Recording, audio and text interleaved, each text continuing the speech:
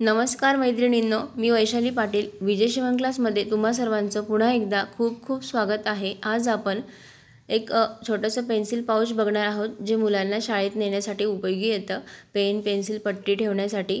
तर आता इथे मी हे जुन्या जीन्सचंच कापड घेतलेलं आहे आणि कापड जाड असल्यामुळे मी इथे अस्तर किंवा कॅनव्हास पेपर काही जोडणार नाहीये। हे सिंगल कापड मी घेतलेलं आहे। ह्या कापडाची जी रुंदी आहे ती 9 इंच घेतलेली आहे। तुम्हाला साईज मोठी हवी असेल तर तुम्ही 1-1 इंच लांबी रुंदी वाढवू शकतात। लांबीला मी हे 10 इंच घेतलेलं आहे।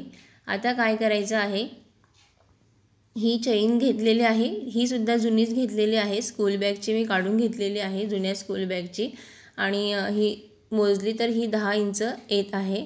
तर आता काय करायचं आहे, हे जे कापड आहे, आता ही खालची जी आहे ती उलट बाजू आहे, तर ह्या उलट बाजूवर न ठेवता ही पट्टी जी आहे ती ह्या कपड्याच्या सुलट बाजूवर इथे ठेवायची आहे।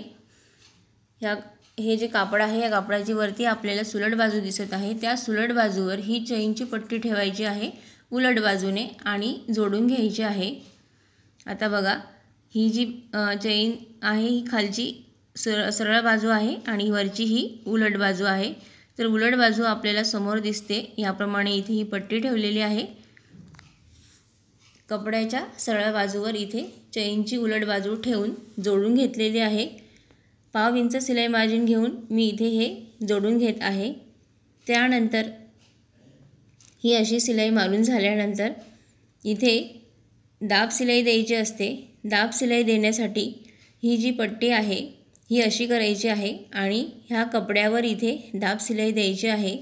सिलाई घेताना कपड्याचं हे जे सिलाई मार्जिन आहे खालचं, हे कपड्याच्याच बाजूला करायचं आहे। चैन आणि पट्टी जोडण्याचं जे सिलाई मार्जिन आहे ते कपड्याच्या बाजूला करून इथे वरून कपड्यावर दाब सिलाई घ्यायची आहे।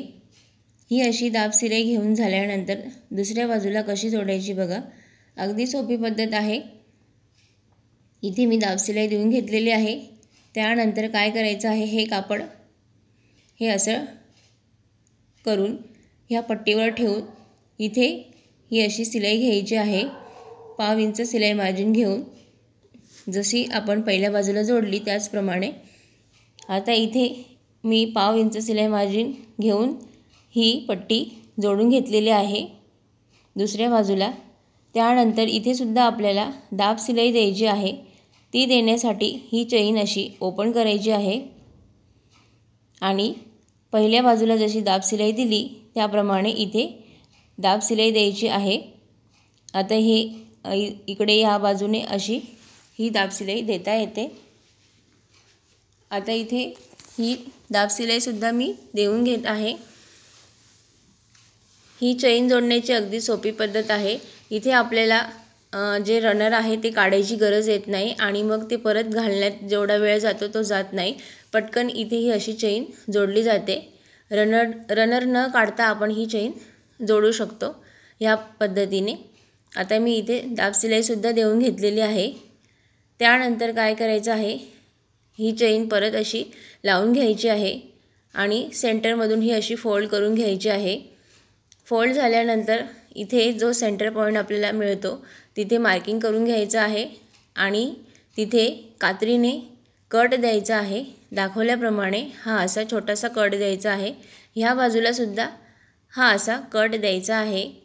कट दिल्यानंतर काय करायचं आहे बघा, आता हे असं फोल्ड करायचं आहे सेंटरमधून आणि ही जी चेन आहे तिचं जो सेंटर पॉईंट आहे तो सेंटर पॉईंट आणि जो कट दिला आहे आपण तो सेंटर पॉईंट हे अगदी बरोबर येतील ह्याप्रमाणे हे असं ठेवायचं आहे। ही चेन जी आहे त्या चेनचा जो सेंटर पॉईंट आहे तो आणि कट दिलेला पॉईंट इथे तुम्हाला हे दिसत असेल, इथे मी कट दिलेला होता, तर तो कट आणि चेनचा हा जो सेंटर पॉईंट आहे तो अगदी बरोबर ठेवायचा आहे, चुकवायचा नाही। हे असं व्यवस्थित सेट करून घ्यायचं आहे आणि मग आता इथे आपल्याला सरळ सिलाई घ्यायची आहे। ही अशी इथे डबल सिलाई मारायची आहे आता मी ही शिलाई मारून घेत आहे. तोपर्यंत तुम्ही अजूनही चॅनलला सबस्क्राईब केलं नसेल तर प्लीज चॅनलला सबस्क्राईब करा आणि व्हिडिओला लाईक करायला विसरू नका. आता इथे ही अशी शिलाई मारून घ्यायची आहे. डबल शिलाई घ्यायची आहे. सेम अशीच शिलाई दुसऱ्या बाजूला मारून घ्यायची आहे. इथे मी शिलाई मारून घेतलेली आहे आणि हे सेंटर बरोबर आलेलं आहे. इकडे सुद्धा असंच करायचं आहे. ही पट्टी जी आहे ती अशी जोडून घ्यायची आहे, जोडून ठेवायची आहे. चेनची जी पट्टी आहे दोन्ही ही अशा जोडून बरोबर जो सेंटर आहे तो बरोबर त्या खालच्या सेंटरवर यायला पाहिजे जिथे आपण कट दिला आहे तिथे. आणि मग इथे सुद्धा शिलाई मारून घ्यायची आहे. अर्धा इंचला थोडंसं कमी मार्जिन मी इथे ठेवलेलं आहे. ह्याप्रमाणे इथे शिलाई घ्यायची आहे. इथे डबल शिलाई मारून घ्यायची आहे. आता इथे शिलाई मारून घेतलेली आहे. दोन्ही बाजूला तुम्हाला इथे मार्किंग करून दाखवलेलं आहे त्याप्रमाणे मी इथे शिलाई घेतलेली आहे. आणि ही उरलेली जी पट्टी आहे चेनची ती कट केलेली आहे. ही अशी कट करून झाल्यानंतर काय करायचं आहे, इथे असे बॉक्स बनवायचे आहेत. आता हे बॉक्स कसे बनवले बघा. इथे जी आपण शिलाई मारलेली आहे त्या शिलाईपासून इकडे आतमध्ये 1 इंच मोजायचं आहे. ही जी शिलाई मारलेली आहे तिथून आतमध्ये 1 इंच मोजलेला आहे आणि वरतीसुद्धा 1 इंच आणि मग असा बॉक्स इथे बनवून घेतलेला आहे. प्रत्येक कॉर्नरला इथे 1-1 इंचचा बॉक्स बनवून घेतलेला आहे. शिलाई जिथे मारलेली आहे आपण शिलाई मार्जिन तिथून मोजलेला आहे आणि मग आता हे असं दाखवल्याप्रमाणे कट करायचं आहे. आता हे मी कट करून घेतलेलं आहे.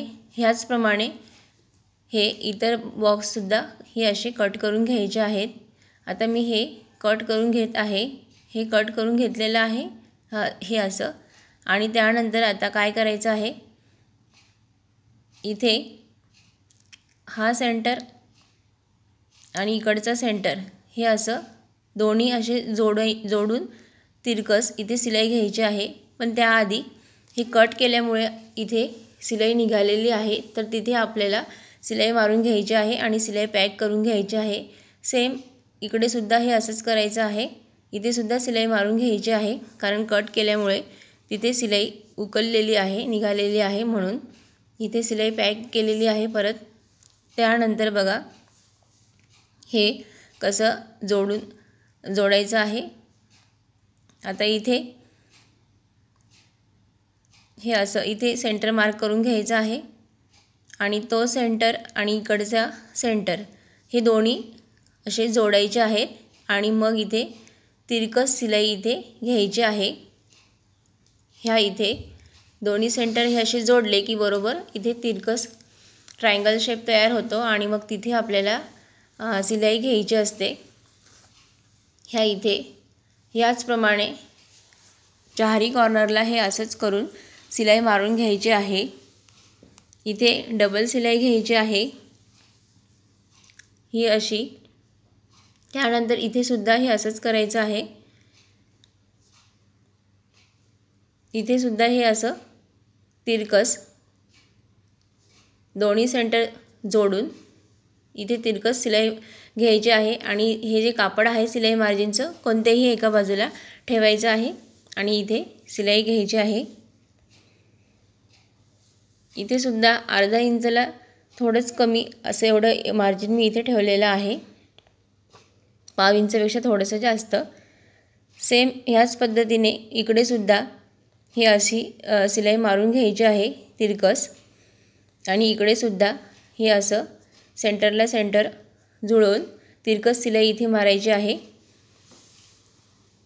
आता इथे मी शिलाई मारून घेतलेली आहे दोन्ही बाजूला, चारही बाजूला इथे मी शिलाई मारून घेतलेली आहे. त्यानंतर आता काय करायचं आहे, इथे धागे लॉक करण्यासाठी छोटीशी पट्टी घ्यायची आहे. याच्यापेक्षा दोन्ही बाजूला अर्धा इंच फोल्ड करता येईल किंवा पाव इंच फोल्ड करता येईल. ह्याप्रमाणे ही पट्टी घेतलेली आहे आणि दाखवल्याप्रमाणे दोन्ही काठ जे आहेत ते समोरासमोर फोल्ड करून ही पट्टी इथे ठेवून जोडून घ्यायची आहे. त्यानंतर मग जोडून झाल्यानंतर ही अशी जोडून झाल्यानंतर खालच्या बाजूला डबल फोल्ड करून दुमडून घ्यायची आहे आणि तिथे शिलाई घ्यायची आहे। आता इथे पट्टीचे दोन्ही काठ आतल्या बाजूला फोल्ड करून इथे जोडून घेतलेले आहे। त्यानंतर ही पट्टी अशी खालच्या बाजूला फोल्ड करायची आहे आणि मग परत एकदा असे डबल फोल्ड करून इथे शिलाई घ्यायची आहे। दाखवल्याप्रमाणे इथे ही अशी शिलाई घेतल्यानंतर इथे जे धागे असतात ते धागे लॉक होतात, धागे निघत नाही। मग हे असं चारी कॉर्नरला करून घ्यायचं आहे। जिथे आपण शिलाई मारलेली आहे चारी कोपऱ्यांना इथे सेम असंच ही पट्टी जोडून घ्यायची आहे। आता मी इथे ही पट्टीसुद्धा जोडून घेत आहे आणि जोडल्यानंतर आता बघा ही शेवटची पट्टी होती ती सुद्धा मी इथे जोडून घेतलेली आहे। जोडल्यानंतर आता काय करायचं आहे, हे असं उलट होतं ते आपण सुलट करून घेऊया आणि मग आता हे पेन्सिल पाऊच तयार झालेलं आहे। अगदी सोपी पद्धत आहे, झटपट तयार होतं, तुम्ही नक्की ट्राय करा। आता इथे हे कॉर्नर वगैरे व्यवस्थित काढून घ्यायचे आहेत, सेट करून घ्यायचे आहेत आणि इथे पेन पेन्सिल पट्टी आरामात तुम्ही ठेवू शकतात। आता इथे हे घरच्या घरी पेन्सिल पाऊच तयार झालेलं आहे। आता याची साईज आपण मोजूया। तर इकडून हे असं मोजलं तर हे 3 इंच आलेलं आहे आणि इकडून हे असं मोजलं तर हे सुद्धा 3 इंचच आलेलं आहे। हे असं मोजलं तर हे सुद्धा 3 इंच आलेलं आहे। आता हे पाऊच तयार झालेलं आहे। तुम्हाला कसं वाटलं कमेंट करून नक्की सांगा। असं पाऊच मार्केटमध्ये तुम्हाला 70 ते 80 रुपयाला मिळत असतं, म्हणून तुम्ही हे असं पाऊच घरच्या घरी सहज आरामात तयार करू शकतात।